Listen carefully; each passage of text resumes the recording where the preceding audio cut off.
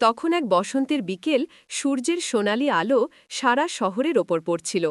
আমি একটি ছোট্ট ক্যাফেতে বসে কফি হাতে আমার ল্যাপে কিছু কাজ করছিলাম, কিন্তু মনে অদ্ভুত এক অস্থিরতা ছিল। এমন সময় দীপ এসে দাঁড়ালো আমার সামনে। দীপ যে আমার জন্য এক অজানা পরিচিত। আমরা কলেজের বন্ধু, তবে একে অপরের কাছ থেকে অনেকটা দূরত্বে ছিলাম। কেমন আছো দীপ? মিষ্টি হাসি দিয়ে প্রশ্ন করল। আমি একটু বিরক্ত হয়ে বললাম, ঠিক আছি, তুমি? তোমার কাছে এসে বসতে পারি দীপ? এক পলক না। তাকিয়ে বলল। আমি অবাক হয়ে তাকালাম। বসত বলা মাত্র দীপ আমার সামনে টেবিলের এক কোণে বসে পড়ল। তার চোখে কিছু একটা ছিল যা আমি ঠিক বুঝতে পারছিলাম না। অনেক দিন পর আমাদের কথা হচ্ছিল, কিন্তু আজকে কিছু আলাদা লাগছিল। চুপচাপ কিছু সময় আমরা একে অপরকে দেখলাম। হঠাৎ দীপ বলল, তুমি জানো, আমি তোমাকে অনেক দিন ধরে দেখতে চাইছিলাম গো। আমি স্তম্ভিত হয়ে তাকে দেখলাম। কেন? আমার মুখ থেকে কথাটা বেরিয়ে গেল অবচেতনভাবে। কারণ তুমি জানো না, আমি তোমার প্রতি কিছু অনুভব করি। দীপ মাথা নিচু করে বলল, এটা শুনে আমি একটু চমকে গেলাম। মনে হচ্ছিল এতদিন পর কেন এমন কিছু বলছে। আমি কিছু না বলেই চুপ হয়ে গেলাম। কিন্তু আমার মন বলছিল, দীপ হয়তো সঠিক। আমারও কিছু অনুভূতি ছিল, তবে তা আমি নিজেও বুঝতে পারছিলাম না। কি? তুমি কি ভেবেছ দীপ? আমার দিকে চেয়ে প্রশ্ন করল। আমি গভীর শ্বাস নিয়ে বললাম, দীপ, আমাদের মধ্যে কিছু ছিল হয়তো, তা কখনো ম্লান হয়ে গেছে। তবে এখনও তুমি বলছো কেন? দীপ একটুখানি হাসল, তারপর বলল, কখনো কখনো আমাদের হারানোর ভয় আমাদের সবচেয়ে বড় বাধা হয়ে দাঁড়ায়। তবে আমি জানি, তোমার সঙ্গে এই মুহূর্তটা আমি হারাতে চাই না। কি আমার হৃদয়ে কেমন এক উত্তেজনা অনুভব হতে লাগল। আমি আর কিছু না বলেই তার দিকে তাকিয়ে রইলাম। আমরা দুজনেই চুপচাপ বসেছিলাম, যেন সময় থেমে গেছে। ক্যাফের কোলাহল, লোকজনের হাঁটার শব্দ, সবকিছু হঠাৎ অনেক দূরের মনে হচ্ছিল। শুধু আমাদের মধ্যে এক অদৃশ্য কানেকশন তৈরি হচ্ছিল। দীপের চোখের মধ্যে এক ধরনের মাধুর্য ছিল, যা আমি আগে কখনো খেয়াল করিনি। মনে হচ্ছিল সে যেন আমাকে কিছু বলতে চায়, কিন্তু কোনো কারণে না বলতে পারছে। তুমি কি জানো দীপ, আমারও তোমার প্রতি কিছু অনুভূতি ছিল, কিন্তু আমি কখনোই বুঝতে পারিনি দীপ। একেবারে আমার দিকে তাকিয়ে শুনছিল। তার চোখের এক অদ্ভুত গহীনে যেন একটা গল্প লুকানো ছিল। আমার কথার পর সে কিছুক্ষণ নীরব রইল, তারপর মৃদু হাসল। তুমি বুঝতে পারবে যখন সময় আসবে। তার কথায় যেন একটা শান্তিপূর্ণ অনুভূতি ছড়িয়ে পড়ল আমার মধ্যে। আমার মনে হচ্ছিল আমাদের মধ্যে একটা গভীর সম্পর্ক তৈরি হচ্ছে, এক নতুন সম্পর্কের শুরু। তুমি কি ভাবছ দীপ? আমি আবার প্রশ্ন করলাম। দীপ মৃদু হাসল, তার হাসি যেন আমার বুকের ভেতর গলার সাথে গাঁথা হয়ে উঠছিল। যখন থেকে তোমার সাথে কথা বলা শুরু করেছি, মনে হচ্ছিল আমরা দুজন একে অপরকে বুঝি। যদিও অনেকদিন পর আবার দেখা, কিন্তু আজ এই মুহূর্তে আমি জানি তুমি আমার কাছে অমূল্য। উচ্ছে না বলে চুপচাপ তার দিকে তাকালাম। তার কথাগুলো যেন আমার হৃদয়কে স্পর্শ করছিল। এমন অনুভূতি আগে কখনো হয়নি। সেই মুহূর্তে দীপ হঠাৎ উঠে দাঁড়ালো এবং আমার দিকে এগিয়ে আসলো। আমি কিছু বলতে পারলাম না, শুধু তার দিকে তাকিয়ে রইলাম। সে আমার হাতটি আস্তে করে ধরল, আর তার স্পর্শে যেন সমস্ত দুনিয়া থেমে গেল। এটা কি ঠিক দীপ? আমি ঠোঁট কামড়ে বললাম, কিন্তু আমার মন আর শরীর তার স্পর্শে শিথিল হয়ে গিয়েছিল।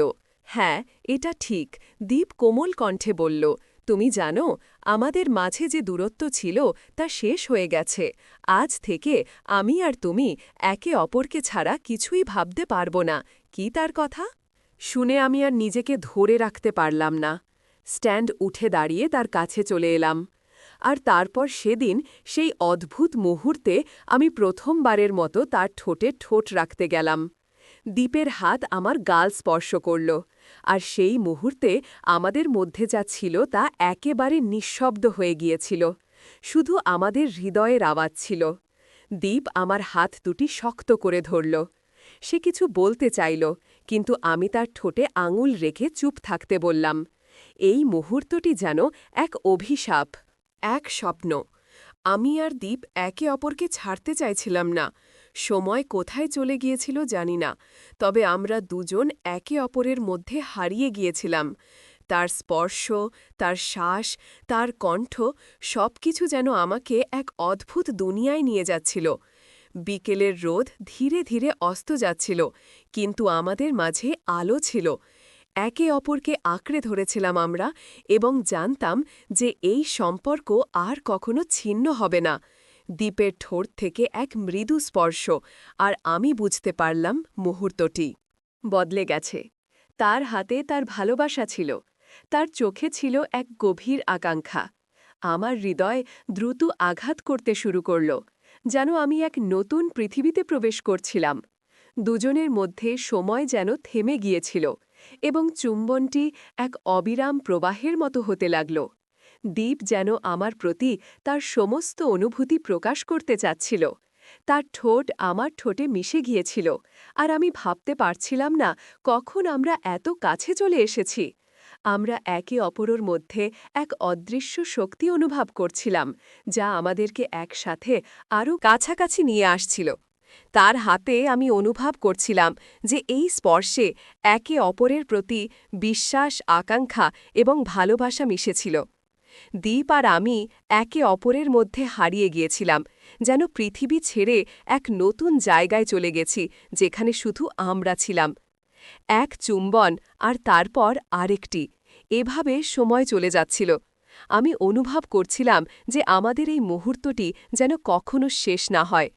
দ্বীপের হাত আমার পিঠে সরলভাবে চলে যাচ্ছিল, আর আমি তা অনুভব করছিলাম যেন সে আমাকে একাত্ম করতে চাইছে তার চুম্বনে। কোনো তাড়া ছিল না, শুধুমাত্র এক গভীর আবেগের প্রবাহ, যা একে অপরকে আরও ভালোভাবে জানার চেষ্টা ছিল।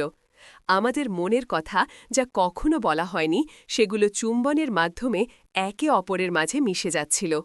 মুহূর্তের পর মুহূর্ত চুম্বনের মাঝে আমরা যেন একে অপরের সাথেই জীবন কাটানোর প্রতিজ্ঞা নিচ্ছিলাম। দ্বীপের হাত আরও কাছে চলে এলো, আর আমি কিছু বললাম না। এই মুহূর্তে কোনো শব্দের প্রয়োজন ছিল না, শুধু আমাদের সংযোগ, আমাদের অনুভূতি ছিল। গুরুত্বপূর্ণ শেষে একসময় চুম্বন থেমে গেল, কিন্তু আমাদের চোখে এক গভীরতা ছিল যা বলে দিয়েছিল আমরা দুজনেই একে অপরের জন্য তৈরি। দ্বীপ আমার চোখে তাকিয়ে হেসে বলল, এই অনুভূতি আমি কখনো চাই না শেষ হোক গিয়ে। আমি হেসে বললাম, আমিও। কি আমরা একে অপরকে আরও গভীরভাবে বুঝতে শুরু করলাম এবং জানতাম এটাই আমাদের নতুন শুরু। সন্ধ্যার আলো নিভে গেলে শহরটা যেন আর এক রূপ ধারণ করল। দ্বীপ বলল, চলো, আজ তোমার সঙ্গেই থাকতে চাই। আমি কিছু বললাম না, শুধু তার চোখে তাকিয়ে মাথা নেড়ে সম্মতি জানালাম। আমরা হাতে হাত রেখে হেঁটে চলে এলাম আমার ভাড়া রুমে। সারা পথ চুপচাপ, কিন্তু আমাদের চোখে চলছিল অজস্র কথা। ঘরে ঢুকেই দ্বীপ জানালার পাশে গিয়ে দাঁড়াল। বাইরের শহরের আলো ঝলমল করছিল, আর তার মুখে আলো ছায়ার খেলা। আমি পিছন থেকে গিয়ে তার কাঁধে হাত রাখলাম। দ্বীপ ধীরে ধীরে ঘুরে দাঁড়াল, আর তার চোখে এক আশ্চর্য কমলতা। আমরা একে অপরকে জড়িয়ে ধরলাম। তার বুকে মাথা রেখে আমি বললাম, তুমি যদি চাও এই রাতটা আমাদের হয়ে থাকুক। সে আস্তে করে আমার মুখের দিকে হাত বাড়াল, চোখে চোখ রাখল, আমাদের ঠোঁট আবার মিলল। এবার একটু বেশি গভীর, একটু বেশি তীব্র। চুম্বনের মাঝে কোনো তাড়া ছিল না, বরং ছিল সময় নিয়ে একে অপরকে জানার ইচ্ছা। প্রতিটা স্পর্শে, প্রতিটা নিঃশ্বাসে আমরা যেন মিশে যাচ্ছিলাম। ধীরে ধীরে দ্বীপ আমার কপালে চুমু খেল, গাল ছুঁয়ে নামল ঘাড়ে। আমার চোখ বন্ধ হয়ে গেল। শরীরে কাঁপন ধরছিল, তবে সেটা ভয় বা সংকোচে নয়, ছিল উত্তেজনায়, ভালোবাসায়। আমি তার হাত ধরলাম, তাকিয়ে বললাম, তুমি কি নিশ্চিত? সে মৃদু হাসল। তোমাকে ছাড়া আজ রাতে আর কিছুই ঠিক মনে হয় না। রাতটা কেটে গেল ধীরে ধীরে, মুগ্ধতায়, আবেগে, ভালোবাসার সবটুকু উষ্ণতা দিয়ে আমরা একে অপরের শরীরে, মনে আর আত্মায় যেন এক হয়ে গিয়েছি। ছিলাম অনেক কথাই হয়নি, কিন্তু স্পর্শে, চোখে চোখ রেখে যেন সব কিছু বলা হয়ে গিয়েছিল। জানালার বাইরে চাঁদের আলো বিছানায় পড়েছিল, আর আমি দ্বীপের বাহুর মধ্যে ঘুমিয়ে পড়েছিলাম। সেই রাতের পর আমাদের সম্পর্ক আরও গভীর হয়ে উঠল। প্রতিদিন সকালে দ্বীপের মেসেজ, বিকেলে একসাথে হাঁটাহাঁটি, আর রাতে ফোনে কথা। জীবন যেন হঠাৎ করেই অন্যরকম সুন্দর হয়ে উঠেছিল। কিন্তু কিছুদিন যেতে না যেতেই আমি আমার শরীরে অদ্ভুত কিছু পরিবর্তন অনুভব করতে শুরু করলাম। প্রথমে হালকা ক্লান্তি, পরে মাথা ঘোরা এবং তারপর হঠাৎ করেই শুরু হলো পেটে ব্যথা। আর প্রায় প্রতিদিন সকালে বমি বমি ভাব।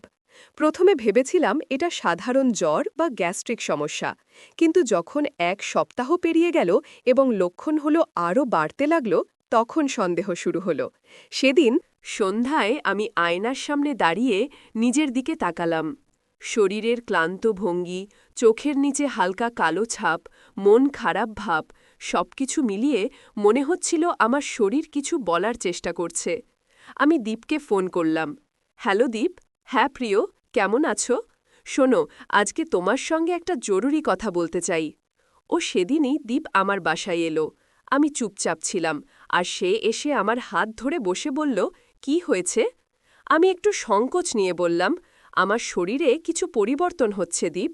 অনেক দিন ধরে বমি বমি ভাব, পেটে অস্বস্তি, মাথা ঘোরা। আমি ভাবছি আমি হয়তো মা। আমার কথা শেষ হওয়ার আগেই দীপের মুখে যেন অজানা বিস্ময় ফুটে উঠল। সে এক মুহূর্ত চুপ থেকে বলল, তুমি কি ভাবছ যে তুমি প্রেগনেন্ট? আমি মাথা নিচু করে বললাম, হ্যাঁ দীপ, আমি প্রেগনেন্ট হতে পারি। ঘরটা কিছু সময়ের জন্য নিস্তব্ধ হয়ে গেল। তারপর দীপ ধীরে ধীরে আমার হাত শক্ত করে ধরল, আমার চোখে তাকিয়ে বলল, তুমি ভয় পেও না, তুমি একা না। এটা যদি সত্যি হয় তাহলে এটা শুধু তোমার না, আমাদের সন্তান। আমি আছি তোমার পাশে। সবসময় কি আমি বিস্ময়ে তাকিয়ে রইলাম? দীপের কণ্ঠে কোনো ভয় ছিল না, বরং ছিল এক অদ্ভুত দিতা আর ভালোবাসা। আমার চোখে জল চলে এলো, আমি তাকে জড়িয়ে ধরলাম। সেই রাতটা কাটল অন্য এক আবেগে, ভবিষ্যতের ভয়, ভালোবাসার দিতা আর জীবনের নতুন অধ্যায়ের শুরু। পরদিন সকালে আমি একা গিয়ে একটি ক্লিনিকে টেস্ট করাই। ডাক্তার রিপোর্ট হাতে দিয়ে মৃদু হেসে বলল, অভিনন্দন, আপনি মা হতে চলেছেন। হাতে কাগজটা ধরে কিছুক্ষণ বসে থাকলাম, আমার চোখ চাপসা হয়ে গেল। এটা একটা নতুন অনুভূতি। ভয়, আনন্দ, দ্বিধা, বিস্ময় সব মিশে এক অদ্ভুত ভারসাম্যহীন অবস্থা। আমি সোজা দীপকে ফোন করলাম। সে ফোন ধরেই বলল, রেজাল্ট কি হয়েছে? আমি একটু থেমে বললাম, আমি সত্যিই মা হতে চলেছি। কৌপাশে একটু নীরবতা। তারপর দীপের গলা নরম, কিন্তু আমার জিভ সবচেয়ে বড় আনন্দের খবর এটা। আমি এখনই আসছি তোমার কাছে। খিদীপ এলো, আমাকে বুকে জড়িয়ে ধরল, বলল, তুমি ভাবছ সবাই কি বলবে, সমাজ কি বলবে, তাই না? আমি মাথা নিচু করে বললাম, আমাদের বিয়ে হয়নি দীপ, আর তুমি এমন করলা। তো বন্ধুরা, এরকম আবেগময় ও রোমাঞ্চকর গল্প শুনতে চ্যানেলটা সাবস্ক্রাইব করুন এবং পাশে থাকুন। এমন আরও বাস্তব ও হৃদয় ছোঁয়া গল্প নিয়ে ফিরে আসব। হ্যালো বন্ধুরা, আবারও চলে এলাম আজকের নতুন একটি গল্প নিয়ে। তো চলো বন্ধুরা, শুরু করি।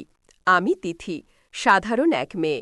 এক শান্ত শহরে বড় হয়ে ওঠা আমার দিদি তৃষা বিয়ে করে চলে গেছে কলকাতায়, আর তার স্বামী আমার দুলাভাই অভ্র। ছোটবেলা থেকেই আমাদের খুব কাছের। সেই বর্ষার দিনটা মনে আছে আজও।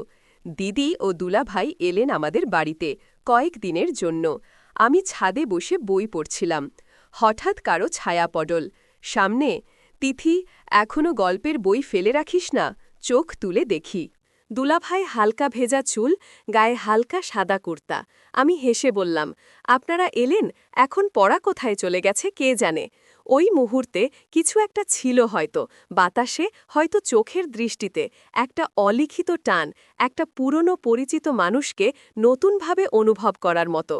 দুলাভাই সব সময় দিদির যত্ন করে খেয়াল রাখে, মজা করে, কিন্তু মাঝে মাঝে যখন ওর চোখ আমার চোখের দিকে থাকে, আমি অদ্ভুত এক অনুভব পাই। আমি জানি এটা ভুল, আমি জানি আমি কিছু চাইছি না, তবুও কোথাও একটা অস্পষ্ট আবেগ জন্ম নিচ্ছে।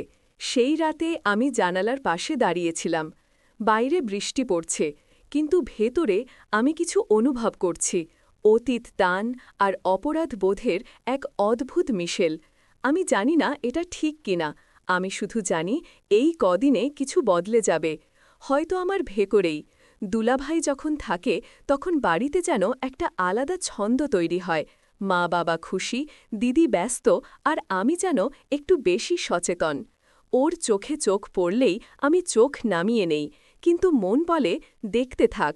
সন্ধ্যায় সবাই ছাদে গিয়ে বসেছিল। আমি সবার জন্য চা নিয়ে গেলাম। ট্রে ধরে দাঁড়িয়ে আছি। ও চা নিতে নিতে আমার আঙুল ছুঁয়ে গেল, সামান্য একটুখানি, কিন্তু আমার হৃৎস্পন্দন যেন আচমকাই বেড়ে গেল। ওর চোখে কোনো অতিরিক্ত কিছু ছিল না কোনো অস্বাভাবিকতা, কিন্তু আমি যেন ভেতর থেকে কাঁপতে লাগলাম। পরের দিন সকালে দিদি বাজারে গেল। বাড়িতে শুধু আমি আর দুলাভাই। ও ডাইনিং টেবিলের একপাশে বসে কিছু অফিসের কাজ করছিল। আমি চুপচাপ ওর পাশে গিয়ে বসে একটা ম্যাগাজিন উল্টাচ্ছিলাম। হঠাৎ বলল, তুই অনেক বড় হয়ে গেছিস রে তিথি, এখন তো কলেজ পড়ছিস, ভাবিনি এত পরিণত হয়ে গেছিস। আমি কিছু বললাম না, শুধু জিজ্ঞেস করলাম, আপনি কি আগের মতোই থাকবেন? সবসময় ওর চোখে কিছু মুহূর্তের জন্য অদ্ভুত এক নীরবতা খেলে গেল। সবসময় আগের মতো থাকা যায় না তিথি, সময় বদলে দেয়া, অনেক কিছু। তারপর আর কোনো কথা হয়নি, কিন্তু আমার ভেতরে সেই কথাগুলো যেন ঢেউয়ের মতো প্রতিধ্বনি তুলছিল। বাড়ির সবার কাছে ওর পরিচয় দুলাভাই, কিন্তু আমার মনে আবার যে নতুন পরিচয় নিচ্ছে, চেনা মানুষ, অথচ অচেনা অনুভব। দিদি তখনও বাজার থেকে ফেরেনি। দুপুরের রোদ জানালার ফাঁক গলে আমাদের ডাইনিং রুমে ছড়িয়ে পড়ছিল। দুলাভাই একমনে ল্যাপটপে পপে কাজ করছিল। আমি চুপচাপ জলখাবার এনে ওর সামনে রাখলাম। ও একবার তাকাল। তুই এত যত্ন করিস কেন? আমি হেসে বললাম, কারণ আপনি আমাদের অতিথি, দিদির খুব যত্নের মানুষ, তাই। গিয়েও আর কিছু বলল না, শুধু এক রাশ চুপ থাকা। কিন্তু সেই চুপটাতেই যেন অনেক কথা ছিল। হঠাৎ ঘরের ঘড়ি বাজেল দুপুর 1টা ওঠে, দাঁড়িয়ে জানালার পাশে গেল, বাইরের দিকে তাকিয়ে বলল, তিথি, তোকে একটা কথা বলি, মাঝে মাঝে তোর চোখে আমি একটা প্রশ্ন দেখি, কিন্তু উত্তর চাইবি না, প্লিজ গো। আমি হতভম্ব। উত্তর চাইব না মানে? আমার চোখে কি সত্যিই কিছু লেখা থাকে? আমি উঠে গেলাম ধীরে, ওর পাশে গিয়ে দাঁড়ালাম। এক ফাঁকে জিজ্ঞেস করলাম, আপনি কি আগের মতো থাকতে চান? ও আমার দিকে ফিরে তাকাল। নইলে দিদির সাথে থাকতেও এত স্বচ্ছন্দ বোধ করতাম না। তুই থাকলে সবকিছুই একটু বেশি জটিল হয় যায়। ওই আমার ঠোঁটে হাসি এলো, আবার চোখে জল জমে উঠল। আমরা দুজনেই জানতাম এই সম্পর্কের নাম নেই, তবু অনুভব আছে। একটু অশ্লীল নয়, শুধু নীরব গভীর এক ধরনের ছায়াঘেরা ভালোবাসা। রাতে বিদ্যুৎ চলে গিয়েছিল বাড়ি। নীরব হয়ে গিয়েছি, ছিল অন্ধকারের মধ্যে। দিদি তখন নিচে রান্নাঘরে গ্যাসের আলোয় কিছু বানাচ্ছিল। আমি ছাদে উঠে গিয়েছিলাম একটু বাতাস খেতে। অবাক হয়ে দেখলাম দুলাভাইও ছাদে এক কোণে বসে আকাশের দিকে তাকিয়ে আছে। মেঘে ঢাকা নরম চাঁদের আলো ছড়িয়ে পড়েছে চারপাশে। আমি ধীরে ওর পাশে গিয়ে বললাম, আকাশটা আজ কেমন অদ্ভুত না? ও হেসে বলল, আকাশও বুঝি কোনো সিদ্ধান্তে পৌঁছাতে পারে না, একটুও পরিষ্কার নয় গু। আমাদের মধ্যে নীরবতা নেমে এলো, তবে সেটা অস্বস্তির না, বরং এক ধরনের স্বস্তির নীরবতা। আমি জিজ্ঞেস করলাম, আপনি কি কখনো নিজের ইচ্ছেগুলোকে থামিয়ে রেখেছেন, শুধু অন্যদের কথা ভেবে? ও একটু চুপ করে থেকে বলল, হ্যাঁ তিথি, অনেকবার, কিন্তু প্রথমবার কেউ এমন করে জিজ্ঞেস করল। গো ওর কথায় কেমন যেন একটা কম্পন ছিল। আমি জানি না কেন, মনে হচ্ছিল ওর পাশে থাকলে একটা নিরাপত্তা পাই। অথচ জানতাম সমাজ, সম্পর্ক, দায় সবকিছু মিলে আমাদের পথ আলাদা। কিন্তু সেই রাতটা, চাঁদের আলো, বাতাস আর নীরব অনুভব সব মিলিয়ে এক অস্পষ্ট জাদুর মতো। ও আস্তে করে বলল, তুই যদি আমার জীবনের আগে আসতিস। আমি থামালাম না, জিজ্ঞেসও করলাম না, শুধু মনে মনে বললাম, তাহলে কি হতো সেটা জানার সাহস আমার নেই। সেদিন শনিবার, বাড়িতে কেউ ছিল না। দিদি বোনের বাসায় গিয়েছে, মা বাবা গেছেন আতনিয়ের বাড়ি। আমি ভেবেছিলাম সারাদিন হয়তো একা থাকব, কিন্তু দুপুরে হঠাৎ দুলাভাই এসে বললেন, আজ তোমার জন্য একটু সময় আছে আমার। আমি অবাক হয়েছিলাম, কারণ সাধারণত ও খুব ব্যস্ত থাকে, কাজ, ফোন, দিদির খেয়াল রাখা, সব কিছুর মাঝে ওর নিজের জন্য সময় থাকে না। আমরা বসে পড়লাম বসার ঘরে, জানলা দিয়ে দুপুরের আলো ঢুকছিল, বাতাসে একরকম অলস। আমি বললাম, আজ সবাই নেই, কেমন অদ্ভুত না? দুলাভাই হাসলেন, অদ্ভুত আবার আরামদায়ক, সবসময় তো কেউ না কেউ থাকে, আজ যেন। বাড়িটায় চুপ করে আমাদের কথা শুনছে ওর। কথাটা শুনে হঠাৎ বুকের মধ্যে কেমন যেন শব্দ করল। আমি চুপ করেছিলাম। আমরা একসাথে চা করলাম। চুপচাপ বসে থেকে অকারণে অনেক কিছু বললাম। ছোটবেলার কথা, কলেজের স্মৃতি, দিদির মজা করা আচরণ। কখন যে বিকেল হয়ে গেল বুঝিনি। একসময় আলো নিভে এলো ঘরের কোণে কোণে। আমি বললাম, আপনি কি কখনো এমন সময় চেয়েছেন যখন কিছু ভাবতে না হয়? ওর চোখে তখন হালকা ক্লান্তি আর একরকম অভিমান চেয়েছি। হয়তো এখনো চাই। আমাদের মাঝে কোনো স্পর্শ ছিল না, কোনো বেপরোয়া শব্দ না। তবে চারপাশের নীরবতা যেন আমাদের হৃদয়ের স্পর্শ হয়ে দাঁড়িয়েছিল। কখনো কখনো ভালোবাসা খুব শান্ত হয়, খুব নিঃশব্দ, শুধু উপস্থিতিতেই সম্পর্ক বোঝা যায়। পরদিন সকালে আমি খুব তাড়াতাড়ি উঠেছিলাম। আগের দিনের কথা মনে পড়ছিল। কিছু একটা যেন বদলেছে, কিন্তু বোঝা যাচ্ছিল না কি। দুলাভাই তখনও ঘুমিয়ে, আমি কিচেনে নাস্তা বানাচ্ছিলাম। কফির কাপের পাশে একটা চিরকুট রেখে এসেছিলাম। আজ সকালের কফিটা একটু মিষ্টি করে দিও, কাল বিকেলের মতো। গু ও চুপচাপ পরে হেসে নিয়েছিল। আমার জানা ছিল। দুপুরে আমরা আবার মুখোমুখি। কেউ কিছু বলে না। মাঝে মাঝে চোখে চোখ পড়ে যায়, কিন্তু কেউ ভাঙতে চায় না সেই নীরবতা। আমি বললাম, আপনি জানেন, কিছু কিছু অনুভূতির ভাষা হয় না, কিন্তু তারা থেকে যায়। গু চোখের দিকে তাকিয়ে শুধু মাথা নাড়ল। হ্যাঁ, জানি। সেই মুহূর্তে মনে হচ্ছিল যেন আমরা একটা অলিখিত চুক্তিতে পৌঁছে গেছি। কিছু বলা হবে না, কিছু করাও না, কিন্তু অনুভবটা থেকে যাবে। শান্ত, স্বচ্ছ আর একান্ত। দিন গড়িয়ে সন্ধ্যা। আমি বারান্দায় দাঁড়িয়েছিলাম। হালকা হাওয়া মুখে লাগছিল। হঠাৎ পিছনে পায়ের শব্দ। ও এসে দাঁড়াল পাশে। এই মুহূর্তটা যদি থেমে থাকত, আমি চমকে তাকালাম। বললাম, সব মুহূর্ত কি থামিয়ে রাখা যায়? ও হেসে বলল, না, কিন্তু কিছু অনুভব মনে থেকে যায় চিরকাল। ও সন্ধ্যা গড়িয়ে যাত। মা বাবা গ্রামে, বাড়িটা নির্জন, ছাদে ঠান্ডা বাতাস বইছে। আমি ছাদে দাঁড়িয়ে আকাশ দেখছিলাম। হঠাৎ পেছন থেকে পায়ের ধ্বনি। একা দুলাভাই এসে পাশে দাঁড়ালেন। হ্যাঁ, আজকাল অনেক কিছুতেই একা লাগছে গিয়ে। আমার কথা শুনে ও চুপ করে রইল কিছুক্ষণ। তারপর বলল, সবাইকে তো বলা যায় না কিছু কথা, বিশেষ করে যারা সবচেয়ে কাছের। গু অবাক হয়ে তাকালাম। ওর কণ্ঠে কেমন এক গলা ভেজা গভীরতা। আপনি কি কাউকে কিছু বলতে চান? আমি আস্তে জিজ্ঞেস করলাম। হয়তো, কিন্তু ভয় হয় যদি সম্পর্কটাই বদলে যায়। ও চোখের দিকে তাকালো। সেই চোখে ছিল এক অপার্থিব কোমলতা। আমি চোখ নামিয়ে নিলাম। হঠাৎ ও বলল, তিথি, তুমি কি জানো, তুমি শুনতে জানো। ঠিক যেভাবে কেউ না বলে ওসব বলে ফেলে গিয়ে আমার বুকের ভেতর কেমন কেঁপে উঠল। কিছু একটা ঘটছে যেটা ভাষায় বোঝানো যাবে না, কিন্তু অনুভবে ঠিকই টের পাওয়া যায়। ও পাশে দাঁড়িয়েছিল কিছুক্ষণ, তারপর বলল, আজ ভালো লাগলো। কথা না বলেও অনেক কথা হলো। আমি হেসে ফেললাম। তাহলে কি কালও এমন দেখা হবে? ও বলল হালকা গলায়। আমি বললাম, হয়তো, যদি আকাশ আবার এমন করে ডাক পাঠায়। ও সেই দিনটায় আকাশ ছিল একেবারে নীল, যেন অনেক দিনের গোপন কথা বলার জন্য অপেক্ষা করছিল। আমি আর দুলাভাই, মানে এখন আর শুধু দুলাভাইও বলা যায় না, আমাদের মাঝে যে দূরত্ব ছিল তা আর নেই। একসাথে বহু মুহূর্ত কাটানোর পর একদিনের এক নিরিবিলি দুপুরেই আমরা বুঝে ফেলেছিলাম এই সম্পর্কটা কোনো নামের অপেক্ষায় নেই, এটা অনুভবের।